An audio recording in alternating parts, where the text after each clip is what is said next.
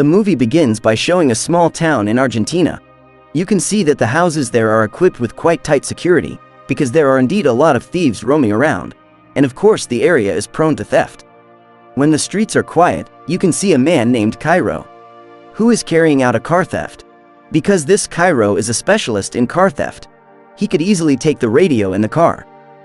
Dissatisfied with taking the things in the car, Cairo, who had no morals, urinated on the whole car.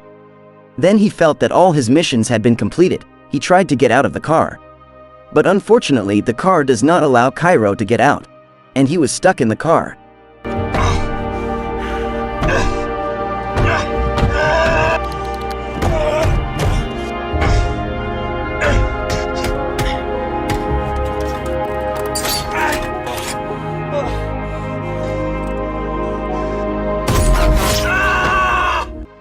It seemed the car had been specially designed and modified for thieves. That day will be a day Cairo can never forget. Unfortunately, he was locked in the car with a very bad smell because of his own urine.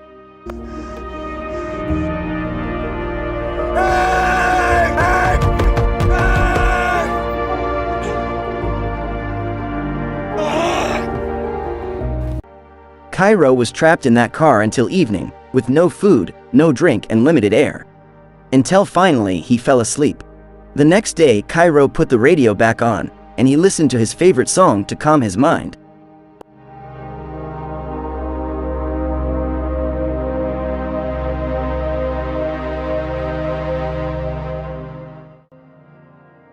I was enjoying relaxing. Suddenly someone called through the car. And it turns out he is the owner of the car. The owner of the car is named Enrique. He is an obstetrician and a 60-year-old widower. Enrique explains that his car has been robbed 28 times, so he deliberately modified his car to trap the thieves inside. With a very sophisticated security system, Enrique knows that Cairo is already in his car, from the alarm that appears through the notification on the cell phone.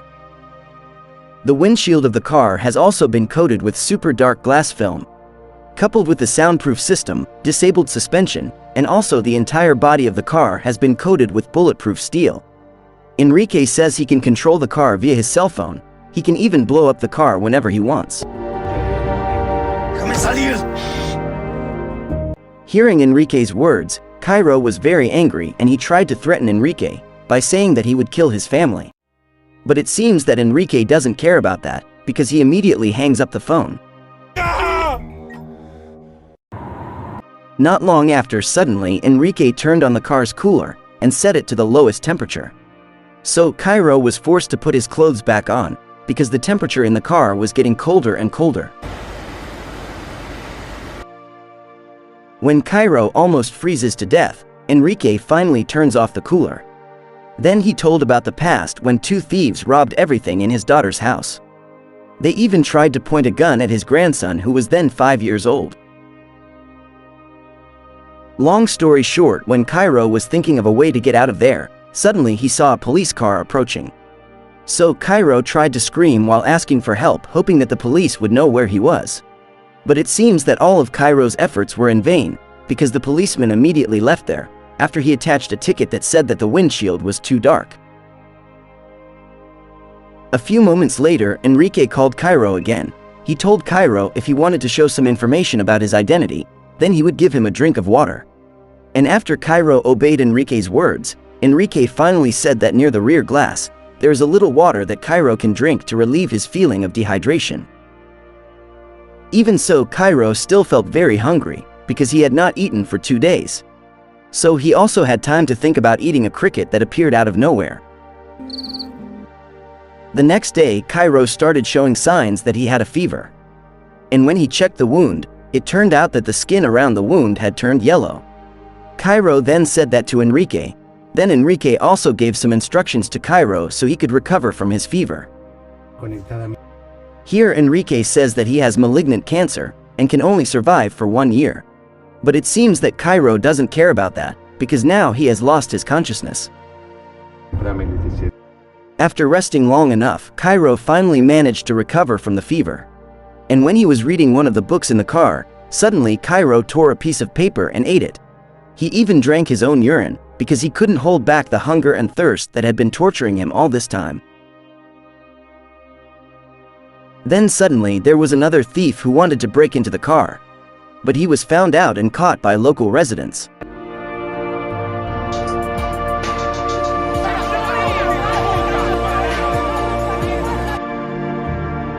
On the third night, Cairo, tired of Enrique's talk, doesn't pick up his phone. He was so hungry that night, Cairo planned to eat a cricket stuck in the car. But he couldn't bear to eat his crickets, because they were the only living creatures that could keep him company in the car. Not long after, Cairo was made even more stressed by the arrival of two young men who carried out indecent acts in front of the windshield. The next day, Enrique called back, and Cairo picked up. Enrique notices that he put chocolate on the back of the brake pedal. Cairo also ate the chocolate even without drinking water.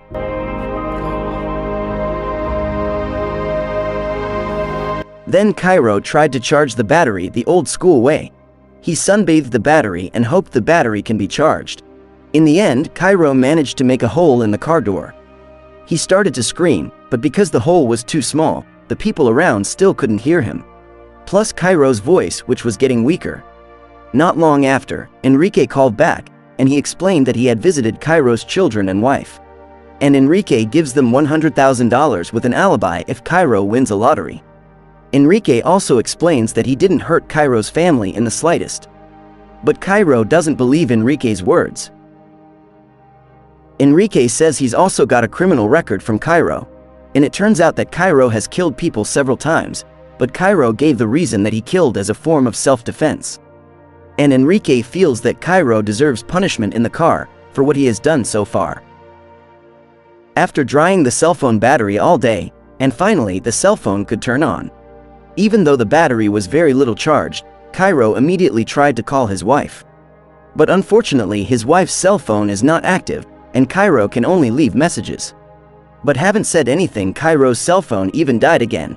In the evening when Cairo was bored, he also idly pressed the car's starter button, then suddenly,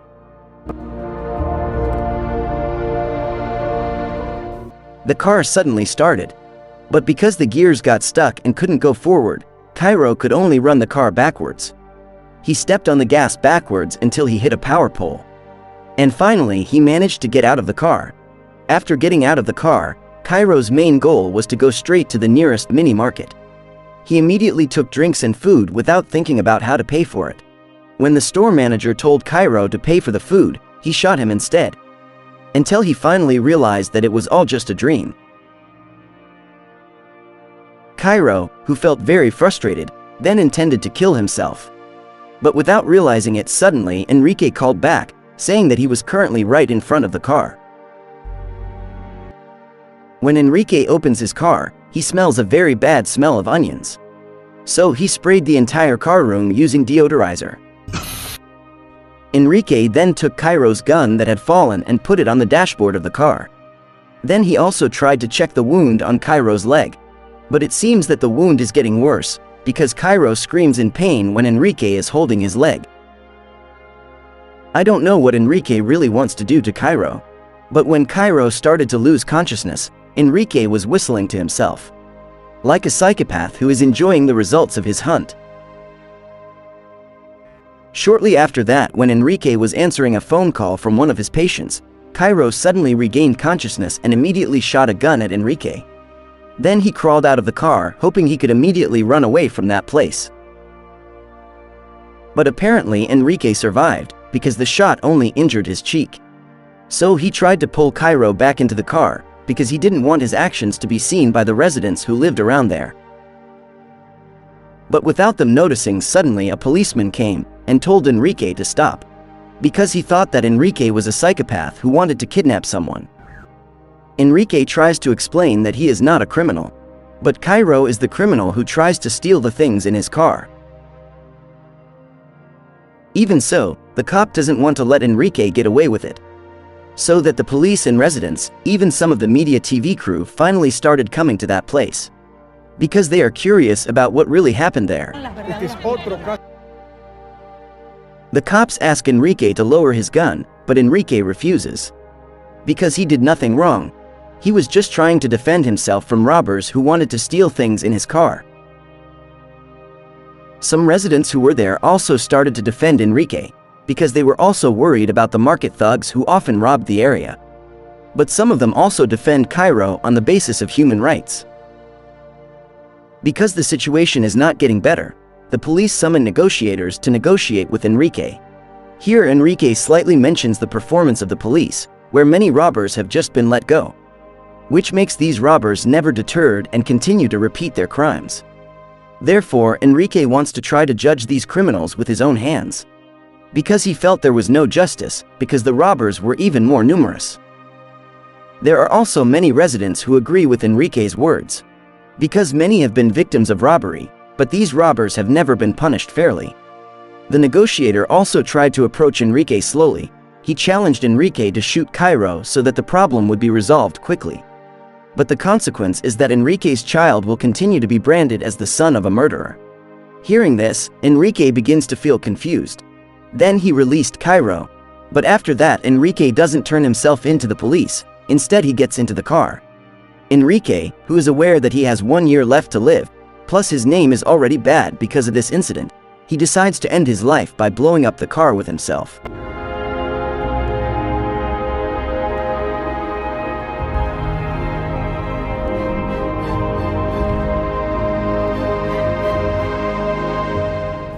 A few days later, the events experienced by Enrique went viral. People started talking about the low level of security in Argentina. And as Enrique said earlier, where there is a lack of justice in the country.